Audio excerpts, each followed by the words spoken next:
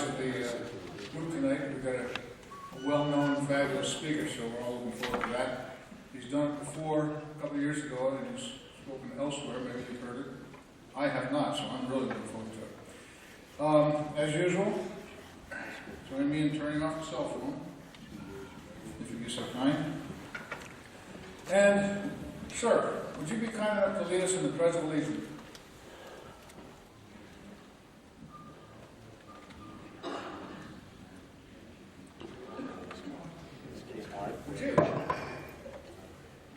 Okay.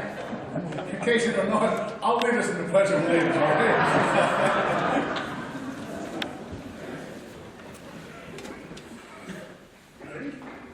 I pledge allegiance to the flag of the United States of America and to the republic for which it stands, one nation, under God, indivisible, with liberty and justice for all. Well done. And you reminded me of one thing. Is there anybody who needs hearing assistance devices? We have a couple left. You have them in? Okay. Anybody need one? Okay. Then we're off and running.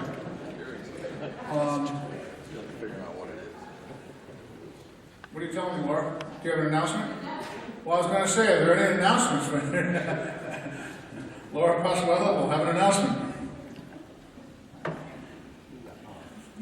Good evening, everybody. If you have not heard yet, the congregation at Grace United Methodist Church has First Thursday dinners, and they have extended the dinner opportunity to any member of the World War II Roundtable at any time.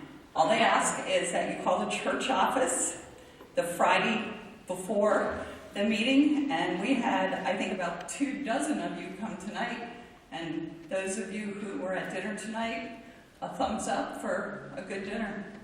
Yeah, so it's just a free will offering, a chance to get to know each other a little bit better, and then come on down here. So look for it on your postcard or in your email with the phone number, and March's menu is spaghetti. Thank you. I'll cross off my first announcement now. Okay, an early warning announcement. The church always has first dibs on the church, and on Thursday, the first Thursday in July is July 4th, and they have an event. I believe it's a wedding. We're changing the notes. We're changing the meeting until Tuesday, July 2nd. You'll hear more about that as we go along, but just might as well tell you now that we know it. Without further ado, I will also remind you that at the end of the evening, not to forget our worthy helmet committee. They'll be there with their helmets. We don't charge anything, as you know, but we will collect if you wish. Last month's attendance, we had about 120, and I think we're eclipsing that already this evening, so that's great. Is there anybody who would like, that isn't getting an email or a postcard reminder that would like to get one? If so, please see me immediately after the meeting tonight, and I'll get your address and whatnot, and we'll get that taken care of. Is there anybody that would like to be on that list that I have to look out for? Okay. Couple. Good. All right. Please come see me immediately after the meeting.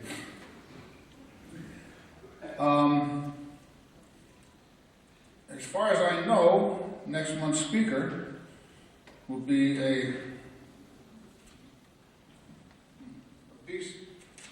B-17 tail gunner. Is that right? Yeah. No, wrong. B-24 pilot. The tail gunner is the month after that. So we've got some good. One guy from the front of the plane, one guy from the rear. Someday we'll get a belly gunner. So I'm sure that'll be of interest as well. However, tonight's focus is on a gentleman who has a good enough story to write a book about, which he will have for sale at the end of the evening. That's my advertisement for you. You've probably all read the bio. If I could find it, I'd read it for you, but I can't. So I'm going to let him tell his story. But briefly, he was in the Polish Army, was taken by the Germans, put in Auschwitz and Buchenwald, was subsequently relocated to Siemens Corporation, Siemens Company plant where he did something, and perfectly for the Germans, I'm sure.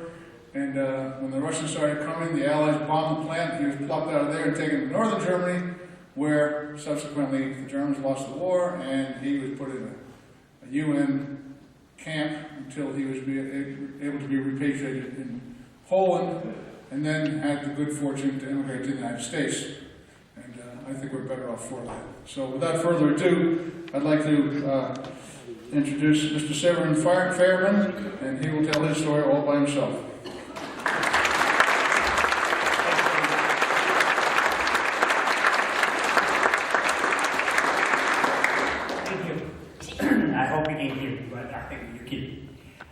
When Steve asked me to come and talk to you, I accepted it willingly without any reservations.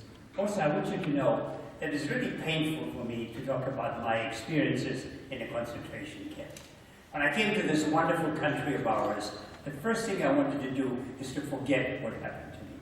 I happened to meet a lovely young American girl, married her, became naturalized American citizen, started a business and a family. I blended in, and I want to leave it behind me. However, there was an incident that occurred during my very early incarceration in Auschwitz. In Auschwitz, I want you to know we worked every day of the week, including Sundays. Only in great holidays, maybe Hitler's birthday, we didn't work. Otherwise, work every day. However, on this fateful day, they told us, today there will be no work. Around 10 o'clock in the morning, a number of the guards came in, and 2 officers, SS, had guarded us and told us to strip naked and to form a line. When my turn came in, I stood at attention because in a camp they treated us like an army. We were prisoners, but they thought we had to stand at attention, take our hats off when we spoke to any of the guards, and treat them just like they would be in the army. So I stood there at attention. He said, turn around. I turned around, and he said, face me again. And they said, right, go to the right. And then the guard said, you can get dressed. However, some of the prisoners that began to show the sign of malnutrition, maybe their eyes were bulging, maybe their ribs were showing, or maybe they were unsteady as they were approaching the officer, these were told to go to the left.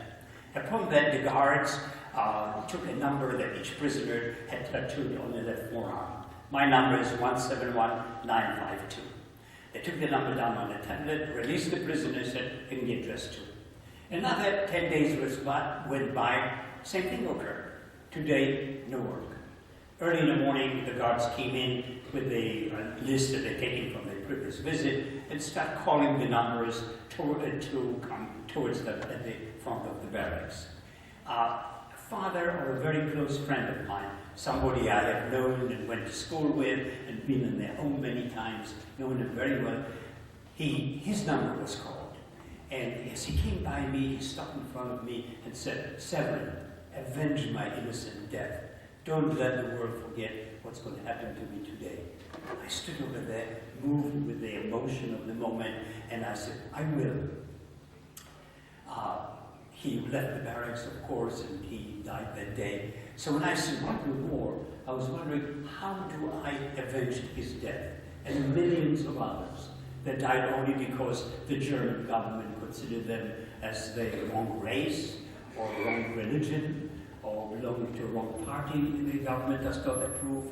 All these people hopefully didn't die for nothing, and that they will be remembered. We can't bring them back again, surely. The only thing we can do today is to remember them and hope this would never happen again. But let me start off at the beginning. How did I get in Auschwitz in the first place?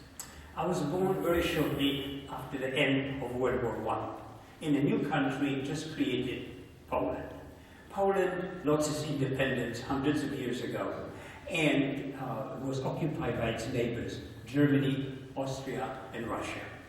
I happened to live in an area that was under German occupation for a long time. So the victorious Allies decided to cut up all those big empires and recreate the various countries. Poland, Lithuania, Estonia, Italy, Greece. Maybe the countries you see today on the map of Europe really did not exist before World War I and were sort of restored or recreated after World War II. So the area where I lived Everybody spoke German because it was under Germany, and Polish because we were really Polish citizens and of Polish nationality. So I was brought up with 2 languages. When I was about 9 years of age, my father hired a French teacher for me. French at that time was the language of the intelligentsia. Anybody that was somebody had to speak French. So I learned how to speak French. When I went to high school, we had 3 choices. I would take German, French, or English. Well, I told my father of the choices. He said, Severin, take English. I want you to know, I wasn't very happy about it. I said, you know, I'm a young kid. I speak already 3 languages. He said, you're not going to work hard enough, take English. Well, of course, I obeyed him. And little would I know that this is a language I'll be speaking for the rest of my life. And also, as you hear my story, it really saved my life. In high school, too, I joined the ROTC. In Poland, every male citizen had to join the army upon completion of education. However, if you joined the ROTC, you had a chance to go to the officer's school. And of course, I thought it would be better to be an officer than an enlisted man, and that's why I joined the ROTC.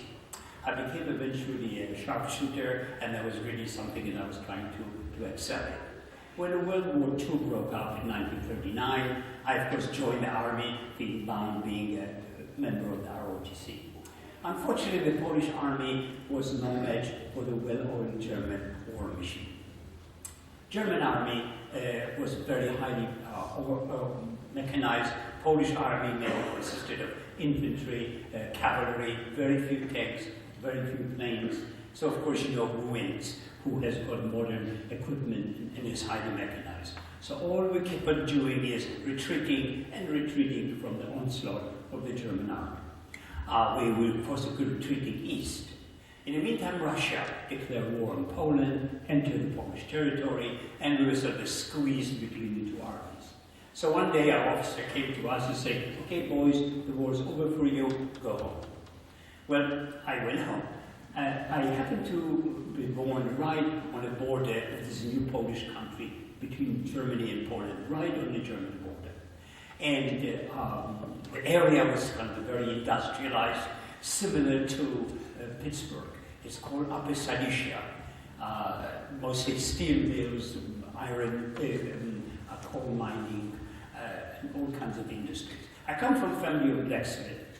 As a matter of my name, in German, Fayerman actually meant men of fire, which apparently depicted the profession my family had. For generations, I come from a family of blacksmiths. All little towns nearby had a Fayerman who was a blacksmith. My grandfather was an enterprising blacksmith. Not only did he shoe horses, repair wagons, and do some other iron work, but he also started manufacturing, manufacturing products. He was making parts for shoeing horses, and also bolts, screws, and nuts, and hardware. So when I returned back from the war, found out that schools were closed for Poles. I couldn't go to school anymore. I was just in the last year of high school. And so I went to my father and said, look, could you use me in the factory? And he said, yes, I can. And he gave me a choice. I want you to know it was probably my best first choice in my life. He said, you can work with me and here in the office, and I'll teach you the office routine, or go to the factory and work with your grandfather. Well, I said, I want to work with my grandfather. And my grandfather was so proud to teach the only member of the Fayerman family who was willing to continue the family business, and taught me how to become a blacksmith. When I finished becoming a blacksmith, he said, you know, Severin, it would be good for you to become a tool maker. You see, in metal manufacturing operation, tools are the heart of the business. Without tools, you really can't make any product.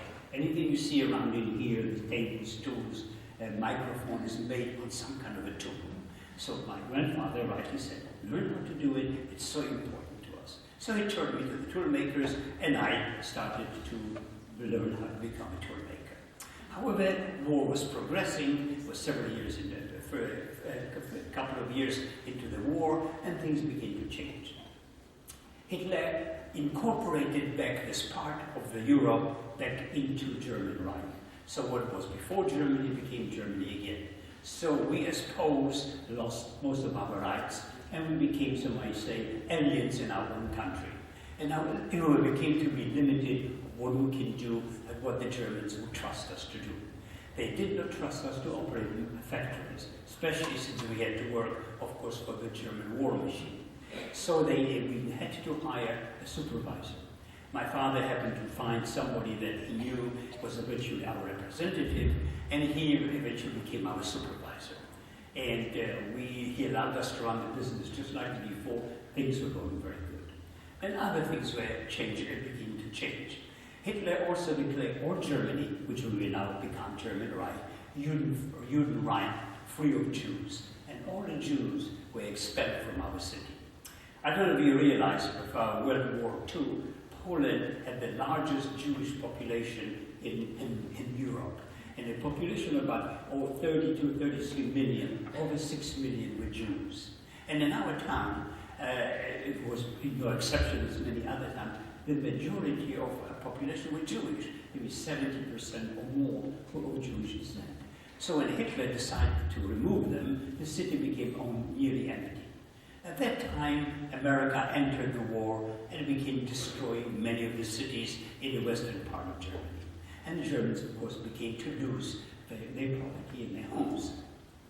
So the government decided to resettle them into the eastern part of Germany, far away from American planes, and sort of a safe place where to come. And our city was selected to accept some of the Germans that were coming in. In the interim, another unfortunate incident occurred in our lives. The supervisor that we have passed away, and another was appointed. And this fellow didn't know us. He became, after he learned how to operate the business and realized that he is the manager, he is the director of the company, not we, he began to mistreat us and to kind of abuse us, and we were afraid that he was to get rid of us. He figured out now he's the boss, what the hell he needs us for. And Germans began to arrive to our city. So I'm sure how the Germans felt about the Jews. They didn't want the German citizens to move into the houses which previously were occupied by the Jewish people, wanted them cleaned, repainted, so to say restored, so to say to cleanliness. They needed labor. So what they did in our town, they did in practically every city in Germany, created forced labor camps. They arrested people on the street often and asked them if you are German, they let you go. If you were not, and they were able-bodied men or women, simply arrested you right on the street and take you to the various camps. And that's what they did in our town. So one Sunday morning, when we were all still asleep, police knocked on our door and arrested my whole family. It was my father, I lived with my uncle, and my mother. 4 of us lived together. And we presumed that this was the job of the supervisor that wanted to get rid of us. They were arresting Poles, and he figured out, well, here's a good way of getting rid of them. And we were taken to a camp which is called Kamionka. Actually, what the Germans did is just took a part of the suburbs, surrounded it with barbed wire, and called it a camp. Took it to a few houses. The work wasn't very difficult. We were supervised and guarded by policemen, by German police. The commandant became friendly, and so were the guards. Actually, it was like Stalag 17, we became really friends with them. We had no problems. And the work wasn't very difficult. We were treated well. Eventually, however, we cleaned up all the houses, and the Germans began to occupy them, and there was no other work for us at that time. So the commandant gathered us and said that once you are in our hands, you have to stay there here until the war is over, and after the war, you can go home. So we would have to send you to another camp. Very unfortunately, the town that I was born and I lived for, called Benjin, was maybe about 30-35 miles north of Auschwitz, and our camp was sent to Auschwitz. We were loaded in boxcars, and the train came into the main camp. As soon as we entered the camp, the doors were flung open. We were surrounded with soldiers, with guards pointed at us, yelling, "Get out, get out!" Men and women separated. So my mother went to stay with women. I was with my father and uncle and other individuals. There was an officer standing not far from where we got off the train and pointed it to us to come toward him and to form the line of fives. However, older people and very younger ones who said, you don't have to form the four, you won't have to walk, trucks will come to take you to the camp. These healthy men and women told them they'll walk, you will ride. Well, indeed, later when I found out that the trucks did come in and took the older and the younger individuals directly to the guest chambers. Only healthy men and women were allowed to enter the camp. By the time all of this went by, it became a little dark and rainy. Poland is a rainy and cold country. I remember distinctly, I don't think I'll ever forget my first entry to Auschwitz. It was a rainy day, as I said. We were walking around a kind of slippery yellow road. On both sides, there were barbed wires and towers, and soldiers, guards stood with guns. In the distance, there were chimneys, and fire was belching out of them, smoke coming in, smell of burned human flesh in the air. Really, if anyone can imagine purgatory, this is what it must look like. So we marched over that road, and by the time we came to the main gate of the famous Arbeit by Friday, it became very dark. And we're told tonight you can't enter the camp, you spend in one of the buildings, tomorrow you'll be brought into the camp. My first night, I spent in a room about the size of the church. We laid on the floor, my father and my uncle. My father embraced me and said, you know, Severin, imagine we've been caught by some bandits. They may kill us, they may not. If you ever survive, remember, we all go together in grandmother's home in Salzburg, in Austria. That's where my mother came from. And I said, okay, Dad, if we survive, that's what I'll do. Early in the morning, we awakened, and an officer came in, a German SS guard came in, and there was a table set on the side like this, and he said, put all your money, all the jewelry, everything you have on the table. Well, I had a bit of all this money, and a very watch, which I left on the table. And they told us, step to the next room. In the next room, they told us to take all of our clothes off, and then there was prisoners with shaving equipment, and they shaved every hair on my body except for eyebrows and eyelashes. Then they tattooed a number on my left forearm, which I said 171952, gave me a towel and a piece of soap, and I was ushered into the showers. After we showered and cleaned up, we received prison garb. Prison garb consisted of striped outfit, blue and gray, wooden shoes, round hat, so to say, a cap without a visor, a bowl, a cup, and a spoon. With this, I was sent into the main camp. Actually, I was sent to a camp called quarantine camp because the Germans wanted to test the ability of people to do very hard work with very little food. Who could do it, continue to work, who couldn't, simply was eliminated. And there was a selection I told you about at the very beginning. So when I came to the camp 6 weeks later or 7 weeks later, the selection occurred. So every 8 to 6 weeks, then it would just simply combing through the prisoners, and whoever couldn't do the work anymore was eliminated. In Auschwitz, they came about 1,100,000 people were guessed and cremated, but most were about 2 million entered the camp. So they always had plenty of people to come in and can select fresh material. Whoever wouldn't do work, there were plenty of new people to come. Maybe the best way for me to describe the life in Auschwitz is to tell you what was it like a day in the work of a prisoner.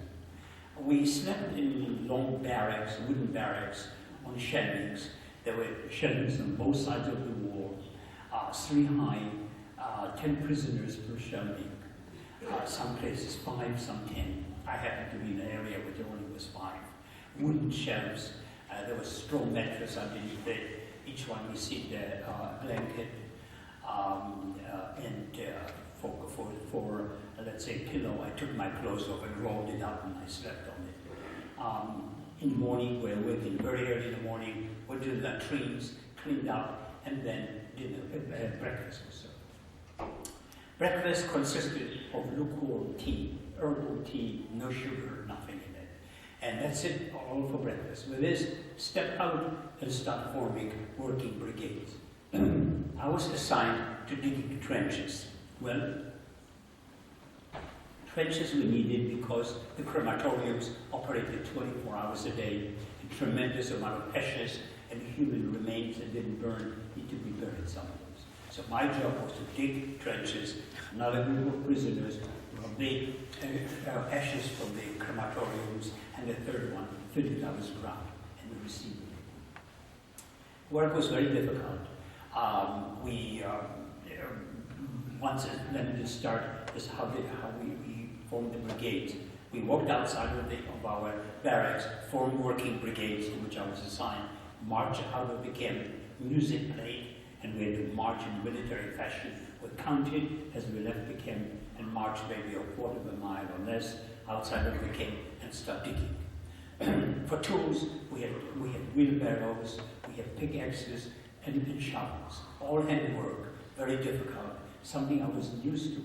I worked in a factory, I stood on my feet all day, I worked on machines, but I didn't do this heavy physical work, to which I was really not accustomed. The guards were among us, watched us, pushed us all day long, made us, work fast, sometimes run from one position to another. Prisoners, some couldn't do the work anymore, were exhausted, fell down and just laid down and just let them lay. Rest of them continued to work. At about 12 o'clock, lunch was served. Lunch consisted of a soup, very watery soup. I soon found out that I stepped first in line, what I get is water. So when I waited a little bit, maybe I'd get a turnip in it if I was 10s or 15s in line. And then maybe something solid, otherwise nothing but water. 30 minutes for break, back to work after lunch. And afternoon was worse. The guards were more nervous, they beat more prisoners, which was even worse, getting beaten in on top of this. And then pushed us. Many people just couldn't do the work, as I said, and were falling down on the ground. And we dragged ourselves like this until about evening. At evening, collect the tools, march back to the camp, take the drums of soup, empty of course at that time, with us, and march back into the camp. As we entered the camp, music played, and we had to march in military fashion because we were treated like the army. Back to the barracks. However, again, we're not allowed to enter back into the barracks until all the camps were counted. And that would take hours. It was another misery at the end of the day. Poland, as I said, is a cold country. Snows until maybe April, May. We got wet. We were just cold and disheveled, standing there for hours until all clear sounded, and then back into the barracks. And then dinner was served. Dinner consisted of a 4-inch square of bread, very unappetizing, sort of a wettish. One day there was a bit of margarine, the next a bit of sausage, and then jam, the third spoon of jam. Not enough to really sustain yourself and work as hard as the Germans wanted you to do. So how do you survive a camp like this? The only way to do is to procure additional food. That's what I did. The minute I came in and devoured the little food that they were given for dinner, I started looking for extra food. And it was to be gotten if you were smart enough. There were some prisoners which was called older prisoners, old numbers used to call them. They were professionals. They maybe were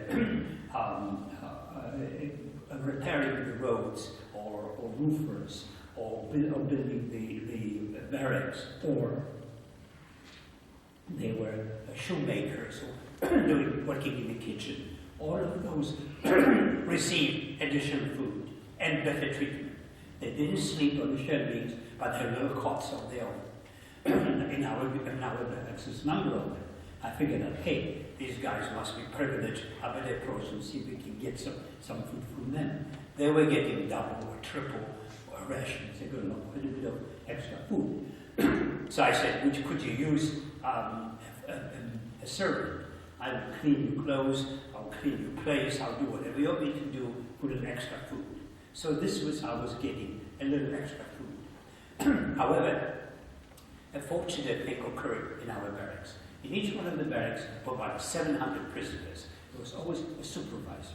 The supervisor's title was called Kapo, from the Latin word head.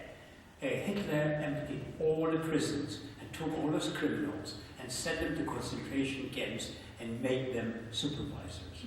So in our particular barracks, there was a supervisor, a German criminal, who was from Frankfurt, Germany. Eventually found out he was a petty thief, and he wanted to learn to speak English. So you wonder, why would a couple in Auschwitz want to learn to speak English? Well, he was sure Germany would win the war. It was just a matter of time. So eventually, he may be sent to England, and he may be put in charge of one of the British concentration camps. So it would be helpful to him to learn how to speak English. So he sent the words throughout the barracks, who can teach him English. Remember, I took English in high school, so when I heard the news, I said, I'll apply. What do I have to lose? Somehow, I don't know, if nobody else applied, I was chosen to become his teacher, and that changed my life. You see, Kapo had a lot of privileges. He was a German citizen, he was treated better, he had a different uniform, he had a building room of his own and his own bed, and of course plenty of food. Because when the food arrived, he took whatever he wanted from the rations that were given to the prisoners. But besides this, remember I mentioned 1,100,000 people were gassed and cremated, maybe close to 2 million came into the camp. All those people thought that they were being just resettled into another camp. So they brought food with them. They brought maybe some breads, they brought sausages, hard-boiled eggs, smoked food, smoked fish, so that they would sustain themselves on the way, and maybe when they come to the camp. Of course, when I entered Auschwitz, the guards told them, leave everything behind, step up. And they processed them into the camp, took everything away from them. So all this food that remained then in the truck and the train was eventually distributed among the factories that were built all around Auschwitz. Because Germans built many factories, realizing that they had free labor in those tens of thousands of prisoners. And also, every one of the capos received extra food. So I remember distinctly when the Jewish people came in from Hungary, we had some most wonderful breads, and then sausages, and then the salami, just wonderful. So all of this was given to various couples, and our couple as well. And our couple shared it with me, so I regained strength, but plenty to eat. And he had another power. He could keep as many prisoners as he wanted to work for him in the barracks. So he said to me, you don't have to go to work anymore. You stay here, you teach me English, and then you clean the barracks. That changed my life. I didn't have to do hard work. I started getting more food, and he gave me a brand new uniform, because there was a life going in Auschwitz. You can't believe it, but you can't really extinguish human spark. There were always people. There were people that were seamstresses. There were tailors. They were making uniforms. They were repairing things. So we got me a beautiful new uniform, high shoes. Of course, shoes were millions of people came in with plenty of shoes to choose from. I was really looking good and feeling much better. Then I heard that Siemens Electric Company, the company that does a lot of business now in America, Siemens is just like General Electric in the United States, big electric company, came to Auschwitz looking for tool and die makers. Well, of course, I learned that trade in our business. I figured, well, I applied. I went through a very rigorous examination, and I was told that I would be severely punished if I do not pass it. I fortunately passed it, and I was taken out of Auschwitz and sent to a factory. And really, this is why you are able to see me now standing in front of you, because I would have not survived Auschwitz working at the jobs that Germans had for me. However, at Siemens, I was treated much better. I get extra food. I was, as a matter of fact, improved my skills as a tool maker, because Siemens was a big international corporation, had beautiful equipment, and I really became a better tool maker working for them. My supervisor was a civilian. He treated me well, and of course the company provided good food for us because we were useful. In the meantime, the war was progressing and coming to a slow end. Russians broke the Eastern Front and approached Auschwitz. So the Germans took us out of Auschwitz, marched us on a terrible trip into which tens of thousands of prisoners died of starvation and cold in open train wagons took us to a camp called Buchenwald. Buchenwald was a camp in the western part of Germany. It actually was a big quarry, very dangerous work. Many prisoners died of accidents that occurred in the quarries. However, by the time I arrived, the Americans were destroying so many cities nearby that they needed people to go and clean up the roads and streets in order to for traffic to pass. So since I was a new arrival, rather than sent me to the quarry, I was sent to various towns.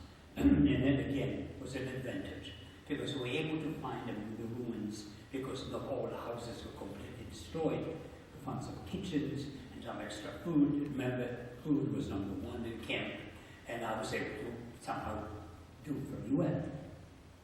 Siemens, being a very well-organized company, and you know how well the Germans are organized, was able to trace me to Buchenwald and have me transferred from Buchenwald to Berlin. And I work in the headquarters of the company in Siemensstadt, which is the northern part of Berlin. Huge complex, 5-6 city blocks full of buildings and machinery and equipment. I was assigned to second shift, and I was working as a tool and die maker. However, by this time the Americans had a complete superiority of air over Berlin. There was no alarm sounding. From time to time, American planes would appear and disappear and bombarded and destroyed the city, practically complete. Every day at 10 o'clock, you can wind the clock, the Americans were here. They destroyed part of the Berlin, flew away. In the evening, the British night bombers did the same thing, day and day and night. About 10:30, 11 o'clock, the British were there. So it became so that our tool supervisor of our department, when it came about, say, 10:30, 10:40, said, "Okay, boys, lock up your toolboxes, the British will be here any day, any moment." And so that's what we did. One night, the British came in, apparently with the idea of destroying the company, Siemens. We were sent into to underground, because we were protected in shelters, and the British did an unbelievable job. No one could believe that. I mean, you see it in the movies sometimes, but really, I don't think there was 2 stones left of one another. Huge complex, completely destroyed. It was a terrible experience being bombarded. The whole shaped, the ground shook where we were housed. But however, nothing happened to me and others. We walked out, and of course everything was burning and smokes everywhere, and we returned back to our barracks, of course out of the work. We were waiting what's going to happen next. A few days later, more American planes came in over our camp and started dropping incendiary bombs. Well, prisoners, were over 1,000 people in the camp, went into open trenches. The guards stood, of course, in the towers and to watch us. And after the camp was completely burned down, small American planes came in. And I want you to know, sometimes, again, you see this in the movies, but the absolute unbelievable accuracy of American pilots was unbelievable. They circled the camp several times, lowered themselves, and started shooting up the guards in the towers. Over 1,000 prisoners, not a single prisoner was injured or killed. And the guards, about 80% or more, were either dead or injured. So really, I could have escaped, because the guards were just laying on the ground, moaning, asking for help. And but I had no money. I was striped outfit, no hair, don't know anybody in Berlin. I said, I'll wait and see what happens. Well, in an hour or so, police came in, rounded us up, and took me to another camp called Sachsenhausen. Sachsenhausen was a camp near Berlin. It was sort of Hitler's privileged camp. All the heads of states and high officials of the countries that Germany has conquered were kept there. As a matter of fact, Jacob Stalin, who was son of Joseph Stalin, was a general in a Russian army. He was caught, and he was there. Prime ministers, secretaries of states of various countries, very important people, and a lot of Germans. Few people realize how many Germans were in the concentration camps. And most of them were clergymen. There were barracks full of loads and lines of barracks. It was nothing but clergymen. Every day, maybe around 10 o'clock in the morning, a group of German civilians, men and women, were brought into the camp. Clothes were painted with black paint. There was a big sign hung on them. It says, "Ich bin ein Verbrecher," I'm a criminal. They stood all day long so that everybody could see them as entered and left the camp. In the evening, they stood there along the wall and shot them. These were people that were caught for some activities in the city.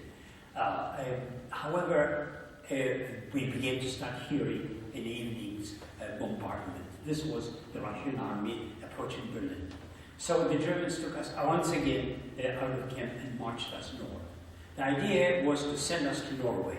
We're supposed to be digging trenches for the last part of the German army. It's going to die to the end, and we're going to be the ones that are going to dig the trenches. However, as we keep on walking up from Berlin toward north, we begin to see the war coming to an end. You would see the haggard expressions of the people as we passed towns and villages. On the side of the road, pieces of equipment laying. We realized the war is coming to an end. As we keep on marching down the road, the American planes keep on moving and checking us out one after another. The guards stepped among us because we had protection for them. Because the Americans, seeing the prisoners, flew away. But there was a constant flight of the Americans. And we realized that this is it. We're going to be staying soon. At night, they put us in various forests. We laid on the ground. It was April, cold in northern Germany and wet. So we laid our blankets on the ground. 4 or 5 guys laid next to one another, covered themselves with it. And that's how we slept. No food, no water, nothing, days upon days. One evening, as we're running, bedding up for night in one of the forests, we see some Red Cross trucks came in. And another miracle. How that happened, I don't know. Today, I want you to know, I'm the director of the local Red Cross in Reading, because I believe that this was really a miracle what they have done. Red Cross was able to cross the American front lines and the German lines, and found us in the middle of the evening, in the middle of Germany. I don't know how they did it. I presume that the pilots might have informed them that prisoners are walking and must look down. So they distributed food. They brought K rations. Of course, the Germans opened each one of them, the guards, and took out the chocolates and cigarettes and good stuff. And each prisoner received one item. I happened to get a can of dried milk, which I shared with others. I never seen it the first time in my life. Very difficult to kind of swallow dried milk. But I was so hungry, whatever it is, I ate. And the next day we followed and continued. And as we continued, we see so many dead bodies laying around on the ground, because at night the American planes were strafing whatever was moving on the road. During the day, they stayed away because they were prisoners. But during the nights, they were just running up and down the highway all night long. So we found a lot of dead horses and equipment burned out. Whenever we saw a dead horse, we threw ourselves on it and tore it to the flesh. People were so hungry, they would eat anything that was given. My last night of imprisonment was eventually placed in a quarry. I was in a big quarry. The Germans put machine guns around us, and maybe thousands of prisoners were laying in the bottom of the quarry. When I woke up in the morning and looked around, I noted that few soldiers remained, only maybe a handful of guards. So I climbed down, and I speak German fluently, and I would say, ask him, what's going on? Where's everybody going? And they say, the Americans are coming very close, and the Russians are not too far away. You can go. Well, he didn't have to say it twice. Quickly I went down, told my guys, my friends that we were together with buddies, I said, hey, let's get out of here before they change their mind. And of course, I won't forget that day either. Walked out of there and found out where the Americans are heading, which direction. And it was a beautiful day in April. It was sunny and wonderful, and we couldn't believe it, they were really free. But I said to my guys, they said, let's not stop, let's keep on going, because they can change them, they might catch us again, or get back into the camp.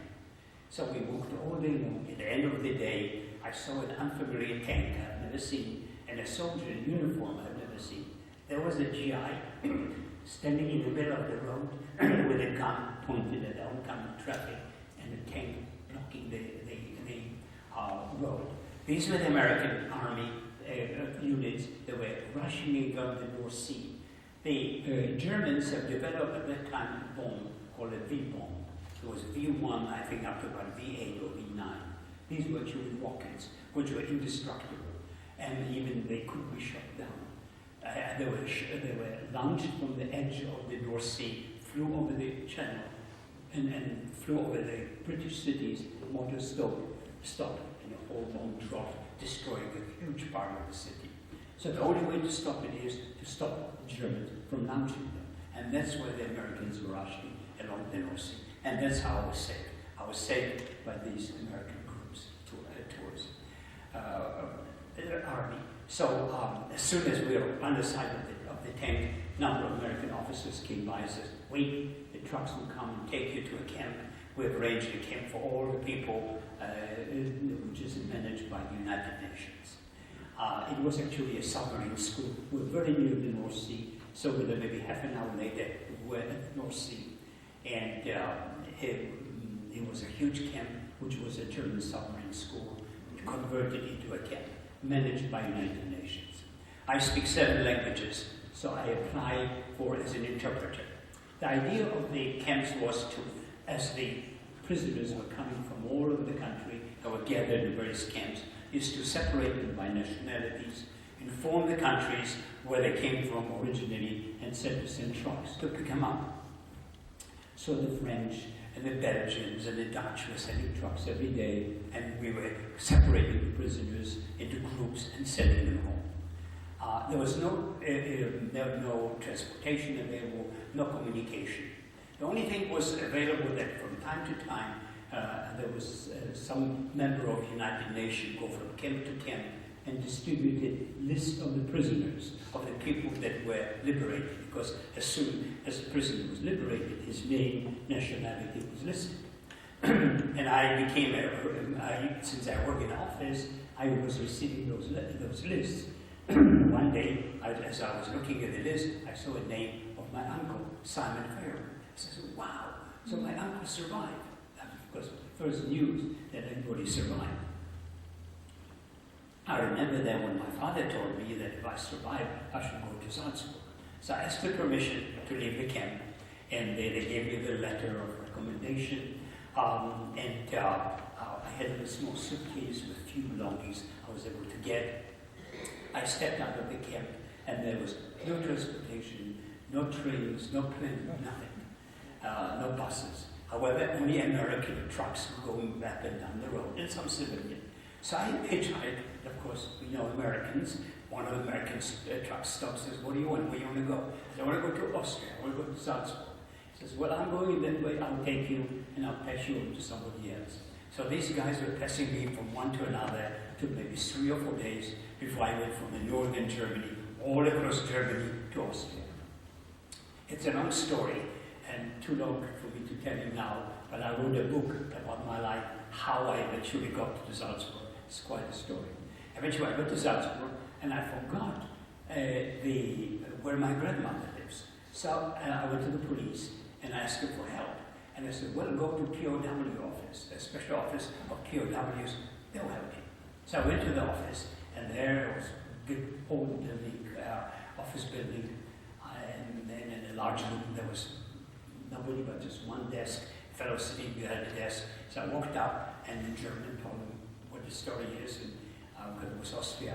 And as I'm looking for my grandmother, I don't know where she is. He didn't say a word, so I thought maybe he doesn't understand what I'm saying. And I repeated it. He says, I know what you're talking about. He said, you know, your father, your mother, your uncle are here every day asking about you. I know where they are. I'll take you to them. So they all survived. Unbelievable. So it took, you can imagine what a reunion. I was the last member of the family to come back. It was an unbelievable feeling that we were all reunited, all healthy, nothing happened to anybody, as far as health is concerned. My father went back to Poland, and of course wanted to regain the factory, take over the factory that was our factory. But the Polish government have nationalized all businesses, and if you employed more than 5 people, you couldn't be the owner anymore.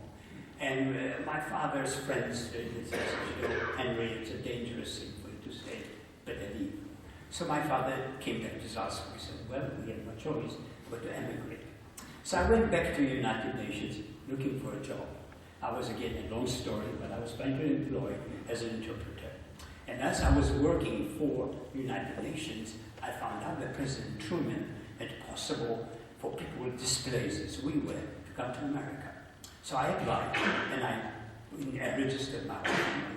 We went through examinations, doctor examination, and eventually were taken to Hamburg by train, and from there on a ship to the United States. We came on a troop ship, a troop transport ship called Marine Perch. The ship arrived to the port of New York, and immigration people got on board and kind of gave everybody a piece of paper. We have no papers, no documents. So in lieu of passport, you got a sheet of paper that said, this is in your passport, until you get a passport. And then $20 in a handshake, and said, welcome to your new country. So my family was $80, landed in the western part of on the west side of New York. Well, I anticipated that we come in here, we're going to get organized with it. So I asked some recommendations. What do I do when I come to New York from my friends, people that I was employed in Austria, all Americans? So they gave me a letter to the Traveler's Aid. I found the Traveler's Aid's office, told them who I am, showed them my recommendation. They said, we'll put you in a hotel for a week, and then you will be on your own. So they gave us, a hotel, a room in a hotel in New York at Broadway. And you can imagine, the first day I walked down on Broadway, the experience was unbelievable. I could not believe the amount of food that was available, something I hadn't seen for a long, long time. Well, within a week, however, the family was able to find a job. At that time, jobs were easy to find. War was still going on. We're still engaged in war with Japan. So I found a job as a toolmaker in downtown New York. My father knew the Polish consul of New York, and he gave him a job at the United Nations, at the Polish delegation. And my uncle got a job as an engineer in Long Island. I was able to find an apartment in the Bronx. We started our life in America. This was the year 1946. Even in the fall of this year, my father turned to me one day after dinner and said, Severin, this is a wonderful country. We need to start our life here all over again. We need to start a business all over again. He says, you are most fluent in English. Why don't you quit your job? See if you can find a little company that we can buy. So I looked through the New York Times, and I quit my job, looked through the New York Times, looking for companies to buy. I saw a few of them, but there were none of true interest. One day, I saw an ad, Baldwin Tool and Dunn, for sale in New York, New Jersey. I took the train to New Jersey, met the owner. Owner happened to be of German descent, with a very heavy German accent. And so, of course, I speak German, and I said, once when I was born, it was Germany. Before, what made the long story short, we made a deal. He was willing to sell the business. Well, he wanted $20,000 for the company. But we didn't have $20,000. We were able to accumulate $6,000. So we said, okay, we'll give you $5,000 down, and then we have to start with something, and we'll pay you $250 every month. He agreed to it. There was a deal. So January 2nd, 1947, we opened the doors with the $1,000 deposited into the bank account. I'll tell you the rest of it is a story of the American dream. Only in America this can happen.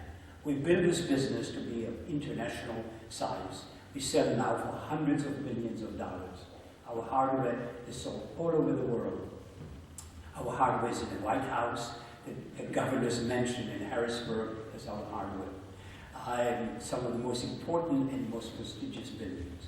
Every president of the United States, starting with Eisenhower, after they leave the White House, build a residence or refurbish a residence.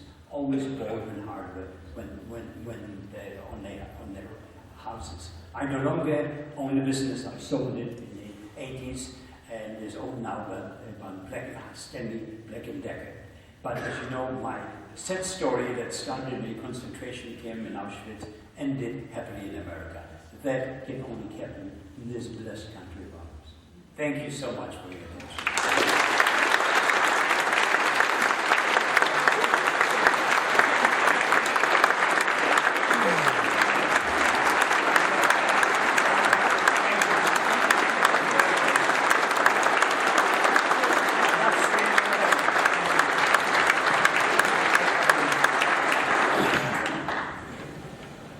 Well, that wasn't very interesting. But just to remind some of you, World War II vets, that's the kind of thing we're fighting for. So, praise to all of you. And thank you for surviving. Well, if there's any questions, I'm I sorry. don't suppose If there are any questions, I'll be delighted to answer. Does there anybody have questions? We'll pass the mic around. Yes, sir.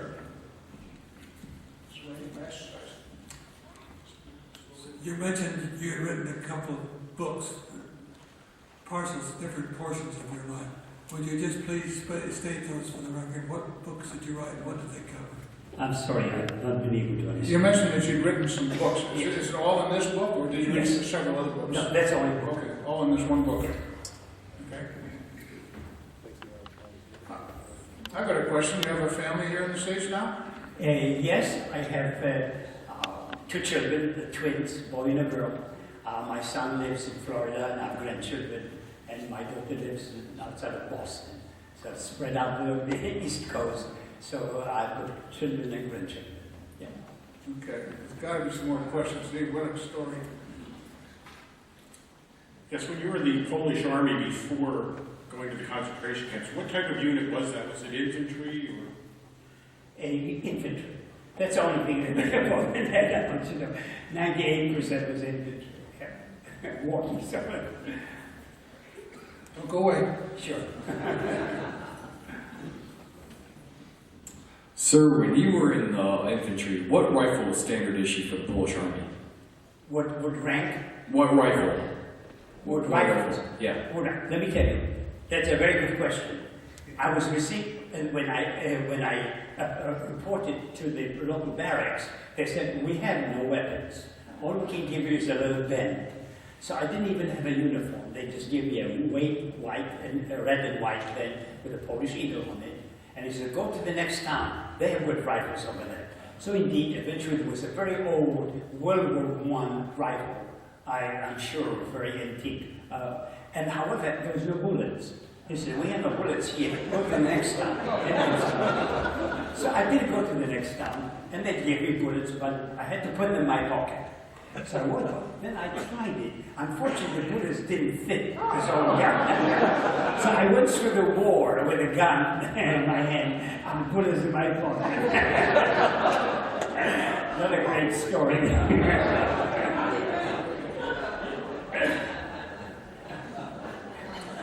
When the Red Cross found you, sir, how large was your group? How much of the group? I would say that our group maybe was about 2,000 people. It was a very large contingent of prisoners. They divided into groups of 1,000 to 1,000. Yeah.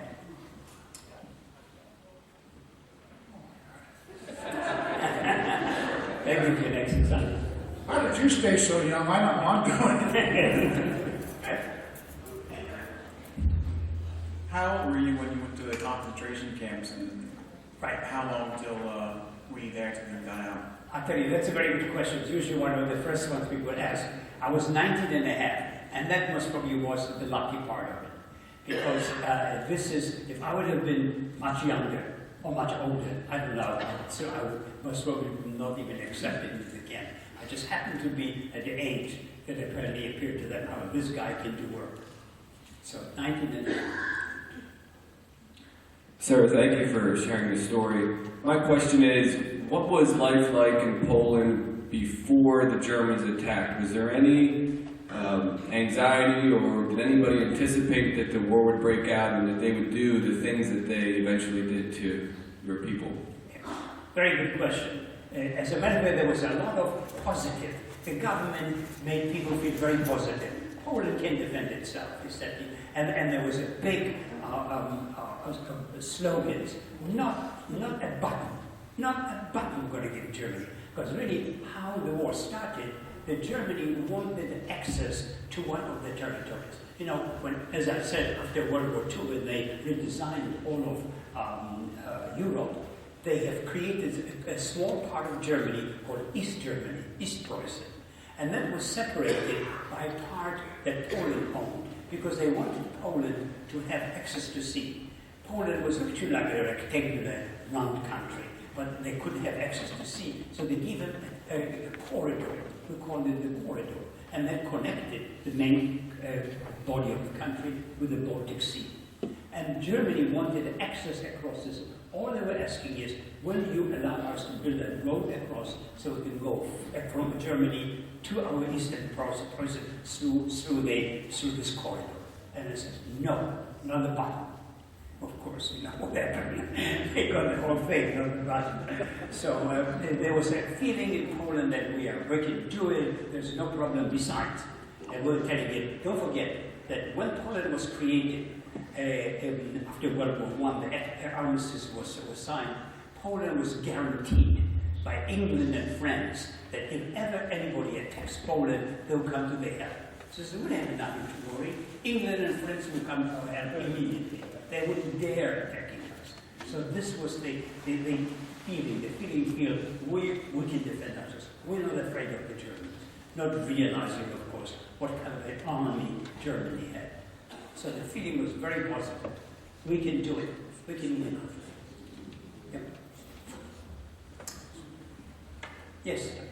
Sir, when you first came across Americans, what was your first thought?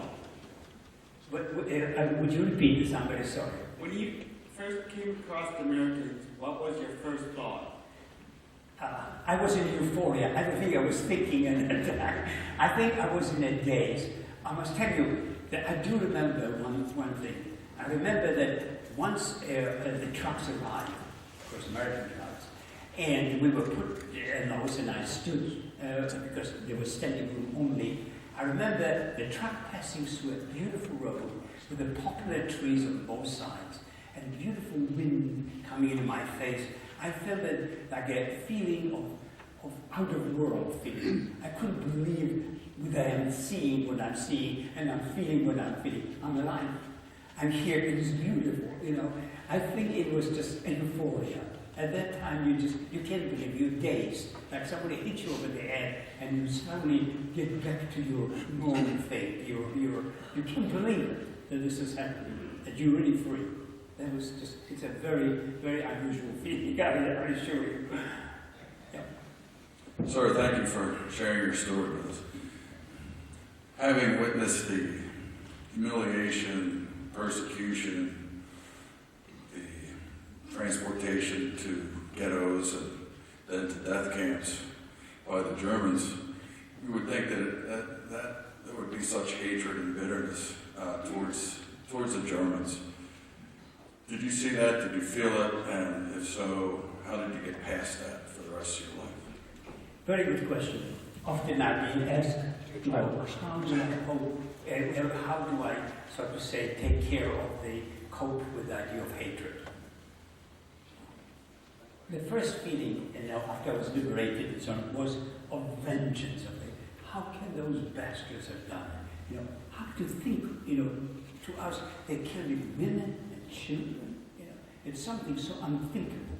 Something for a normal human being you couldn't do. You couldn't kill women who you respect, children who you love, whether they are. It was just a feeling of unbelievable, overwhelming thing. However, I realized that if I retain my bitterness and being mean and not hating people, I'll only ruin my own life. I felt and maybe rationalized it this way. People that committed these horrible crimes have to live with it for the rest of their lives. I think this is their punishment. I think we need to say one thing, stop. You can't keep continuing, taking revenge on other people. And I wanted to forget what happened to me. I wanted to turn a page in my life. And not everybody could do it. I know that many of prisoners that became liberated Many of them were telling Severin, what I'm going to do now? I'm finished, I'm done for. Look what happened to me, And many people just felt themselves, they were victims, somebody need to help me. I'm not going to go through it. And I thought, I don't know. And I survived, and just like something kicked into me, and I said, okay, let's get moving. Let's forget what happened behind. Let's move on. But my first feeling, was after I survived and then came to my senses and kind of started thinking, let me out of here. I don't want to stay in Europe. I don't want to stay in the country where they kill women and children. I'll go any place. I'll go to Africa. I'll go to any country, any continent. But just let me out of here. My feeling was, I don't want to stay here. I don't want to be a part of it. What I've seen is so horrible that I just don't want to even know that this could ever happen. And fortunately for me, it came a chance to come to America, which is very lucky for me. But that was my feeling at that time. Let me out of here. I just don't want to have anything to do with these people.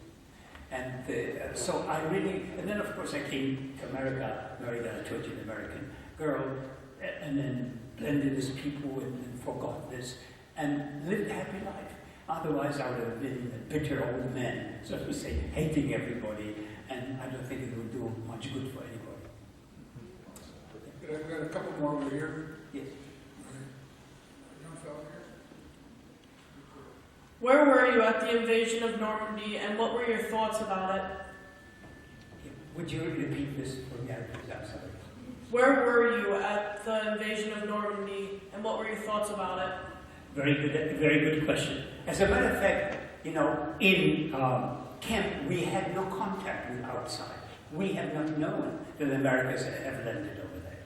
However, somehow the news penetrated, and I was there still working for Siemens at that time, that Americans entered Paris. That's the first news we got. Somehow the Americans entered Paris. And of course the rumors came of that, hey, the Americans are in Europe already. And another thing I want you to know that once or twice the American planes flew over the camp, over Auschwitz. Actually later on I found out they were flying to Romania.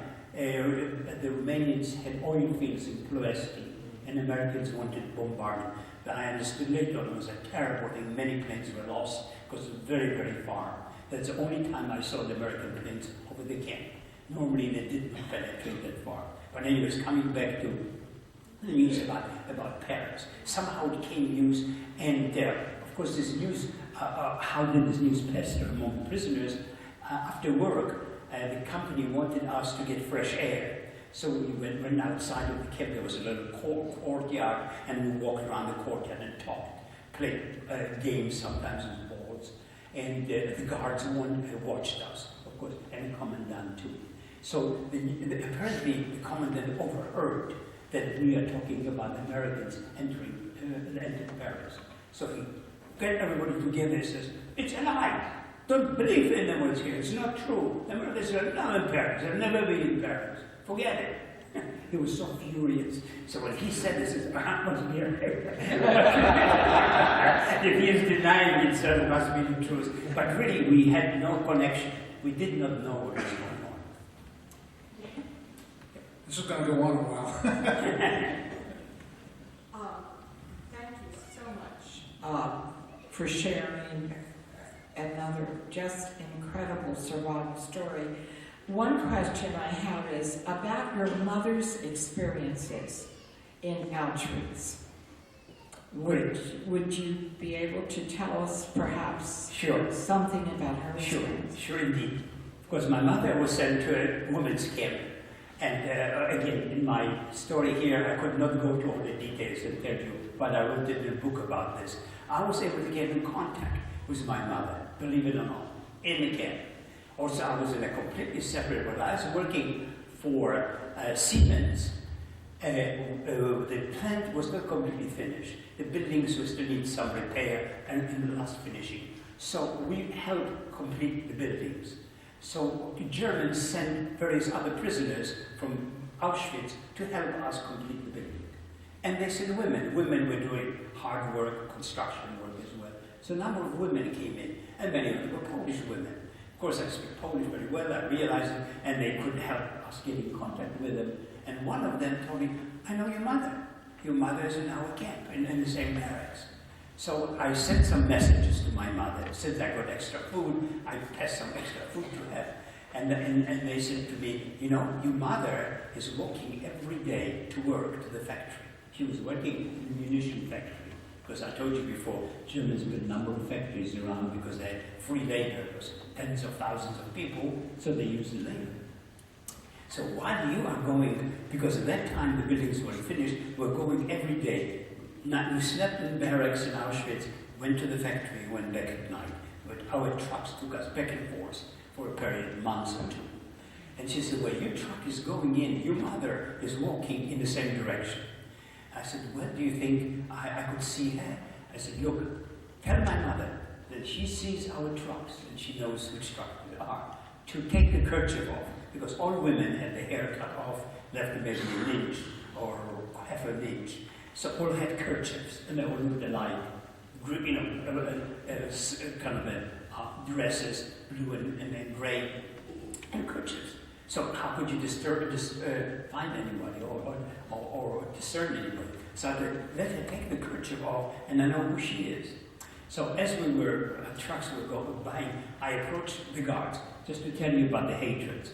And I start speaking with I speak German, some of the guards, and the guard says, you know, my mother is here among the prisoners. Would you be kind enough to slow the truck that I could see her? He says, you have your mother here? Sure, we can do it. Tell us when. So I told him, I'll tell you when, to tell the truck to stop. So when I was looking, he said, come over here, stand and look, see if we can find her. So as you see, these were the horrible guards that you hear about this. And so I looked in here, see a woman, take the kerchief. I said, now, stop the truck. So they knocked on the door, said, slow down, just move very, very slowly. Of course, eventually the women came up to the truck. And there my mother stood and saw me. You can imagine, you know, I can't even speak about this because today I get choked up. My mother was crying and said, my baby. You can imagine. Well, it took maybe about a minute or so, then we had this contact, and I saw her, and I couldn't touch her because she was distant. And then the truck pulled away. But my mother worked in that factory, and she has a very kind of interesting story. She was about that. As the Russians approached the camp Auschwitz, we were all marched, and she was marched as well. She was in the same column of tens of thousands of prisoners marched out of Auschwitz into a railhead. And women were treated a little bit better than men. Men had to sleep wherever on the road, whatever was necessary, or march day and night. Women at night were taken to buildings, and they would sleep in the buildings. In the morning, they continued to walk.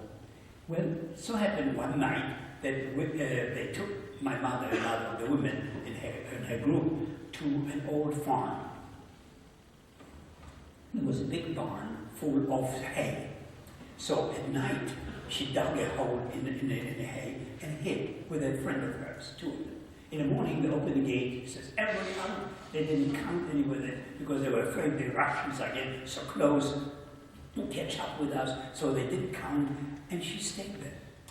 She stayed there all day long. And at the end of the day, she got hungry, of course, and thirsty. So she climbed out of this hay and looked for the owner, for the farmer that owns the farm. She found him, and she said, look, I hid a diamond ring on my body, and I will give it to you if you keep me here until the Russians will come. He says, yes. He gave her some food and drink, and she stayed there. 3 days later, Russians came in and occupied the village. She was liberated by the Russians. She's the only member of the family that escaped. Everybody just survived the camp and was liberated by the American troops. She was the most courageous of all of us. She escaped. So she came back to our town because there was nobody here with the only ones. So my mother was a very courageous woman. She was here in America, and she loved this country. I remember she was playing piano. Her favorite thing, she was playing, all American music, and God bless America. She was just very, very, she loved this country to the very end. Yeah, so that's my mother. All right, here's a question for you. And thank you for your comments and talk this evening. During the, near and at the end of the war, apparently some of the rocket scientists that you alluded to, the V rocket scientists, headed south to Austria also, many to try to evade the Russians or to get into the mountains. Did you by chance cross paths with any, or maybe you did and didn't know it because they were undercover or probably trying to hide their identity? Maybe, was that known to you at the time, or did you cross paths with anybody? Yes, no, I didn't. You know, the old story of a soldier. The soldier doesn't know what's going around. I think some of you may have been, of course, with the Army or Air Force. You really know what happens in a small segment. Your whole world is just a little contingent. I didn't even know about the D-bones, but only I learned about it later on. Sure. All right, thanks. And then later on, then, like such as in the 1950s at your factory, were you able to, or did anybody ever seek you out, maybe that you knew in Europe that later on needed employment, or were you able to help anybody that way, former ex-POWs? Anybody ever find you or look you up at your factory in that regard? No, I didn't. Thank you again. You're welcome. We're going to kind of wind this down and give you a couple more. A lot of questions, I never had so many questions. Good. At the beginning, you gave you the striped uniform, the blue and the gray. How long did it last before you got replaced? Or put it this way, when's the first time you got clothes other than your striped clothes? I couldn't hear you very well. Maybe you... Oh, sir. Yeah. You were issued the blue and white striped uniforms. I was wondering how long they lasted. They ever reissued new ones. And when was the first time, say, that you actually had a civilian type clothes, and where'd you get it from? Good. That's a good question. Yeah. No, they didn't. You've got one outfit, that's it, has to last you. Fortunately, I told you that they, when I worked for my couple, he made a special outfit for me. Because in Auschwitz, you know, there were stores. The Germans paid us, believe it or not. We were paid. We were called script money. We were paid paper money, which was only good in the camp. And there was a canteen. And in the canteen you could buy, you know, sometimes nothing to eat. Sometimes there were, like, I remember herring. Because whenever herring was, everybody brought out the herring right away, because you could eat it. But normally they had their copybooks, they had pencils. We're not allowed to write. So we didn't do anything with the money. But as I said, you know, you can't believe it how there was an orchestra in Auschwitz. They organized a symphony orchestra, and the days off, the symphony walked from one barrack to another and played. You know, just unbelievable how life continued to exist in such horrors that, you know, and at the same time, the crematoriums are busy and people are dying, and the rest of people somehow, their life continues to go on. Now, as far as the civilian clothes, the first civilian clothes that I got was, of course, when I was working for the United Nations, because they didn't have enough. So what they did, the American authorities confiscated all the clothes that were in various stores available. But the Germans didn't have that much. War was continued for 4 years. There was very little. Then they asked people to donate, the local population, civilians, to donate clothes. And eventually I got some clothes that were donated by someone. Fitted me fairly well, and I made some small alterations. Then I was able to get some material to make, so I got some material, I got this free material that I could make clothes out of it. But at that time, you know, there wasn't like stores filled with merchandise. So it was very simple. The outfit I had was nothing to, but it was civilian. The wonderful thing what had occurred to me is as I started working for United Nations, I got a uniform. They sent me to Vienna, and Vienna at that time was in the international zone occupied by Russia. He says, look, as a civilian, you can't go in. You need to have a uniform. I says, well, I want a uniform, but we can't give you an American uniform because you're not an American. But you are Polish. And Polish people have fought for England. So you can get a British uniform if you want to. I said, yeah. So they gave me a British uniform. They got provided. Let me tell you how proud I was to put this uniform on. And they got my mother sewed up as an insignia, UNRWA, United Nations Relief Group. I walked out of the streets as I'm authority. I was very proud of it. I said, here, I was in uniform. So I wore that uniform all the way until I came to America. That's why I got some civilian clothes. Couple more quick questions over here. Sure. You may have noticed that there's a number of young people in the crowd tonight, and they're students from Lower Dauphin Middle School who are studying the Holocaust. They're reading the Diary of Anne Frank, and at the end of the month we're going to be taking a field trip to the Holocaust Museum. And I was wondering if you might have any thoughts that you might want to leave with them as they study the Holocaust and prepare for their trip to the museum. Wonderful, very good. As a matter of fact, I want you to know that I'm glad there's so many younger people. I've noticed it as well. I'm delighted. Most of my presentations that I do, and I do them very often, especially during the months of April, May, and the beginning of June. I speak in high school, especially during the period when the students are learning about Holocaust. And usually I leave them with the three major, so to say, thoughts. Number one is, how did I survive Auschwitz? How were you able to, what made it possible for you to survive Auschwitz? And I tell the students this. Number one, education. Education is the most important thing. And I tell the students, these are the best years of your life in school. Take on as much as you can, because if you're educated, you make good decisions. I made right decisions. There were a number of decisions to be made during my imprisonment. I made the right decisions because I was smart, I was intelligent, I was educated.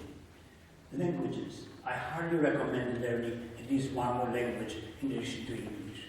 What saved me is languages. I spoke German fluently, and therefore some of the guards treated me better because I was used as an interpreter to many others that could not speak the language. Of course, English, as you know, was so much help to me as I taught the couple.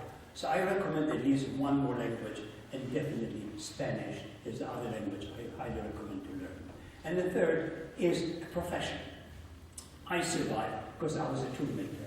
But if I would be a gardener, or a cook, or a tailor, I would have survived too. Profession is what helped me survive. I was useful to the Germans, so they took me out of camp, of these horrible conditions, and put me in a factory, treated me well, and as a matter of I improved. I told you my skills. So three most important things that I try to instill in the youngsters. And as I said, I speak in many schools during the periods of this April, May, June. I speak practically 3 or 4 times a week in various high schools. So, I got one for 2 quick ones. You've talked about coming over and everything. Have you ever gone back? And my second question would be, I have my daughter here with me, and in school, the only education that we got about this when I was back in school, the recommendation of Schindler's List for that movie, they showed it to us. Would you recommend that for kids to see, naturally the edited version, but is that a very strong point for them to see that movie? Is it like comparison, I should say?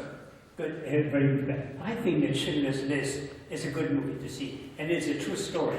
In every town, I want you to know, there were many things like Schindler's List, because a lot of Jewish people, and many of them are very well-to-do, paid money so that people, they would be employed in more important industries. They hoped to survive that way.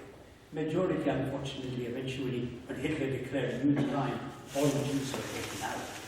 But Schindler was connected with the secret police, and he paid them off, and that's how he was able to save these Jews over there. So I think this is a good movie, and something definitely worthwhile seeing. I want you to know, I don't really watch any movies about concentration camps and all of this. It's opening the wounds too much. As I told you at the beginning, it hurts for me to even speak about it and to think about this. So when I see the movies, it kind of revives it, brings it out, I think, too much for me. Okay? Well, I guess you kept your pledge to your friend when he said, please avenge my senseless death, because you're telling these stories certainly brings alive for the rest of us the horrors that they all experienced and you saw. Thank you so much for doing that. You're very welcome.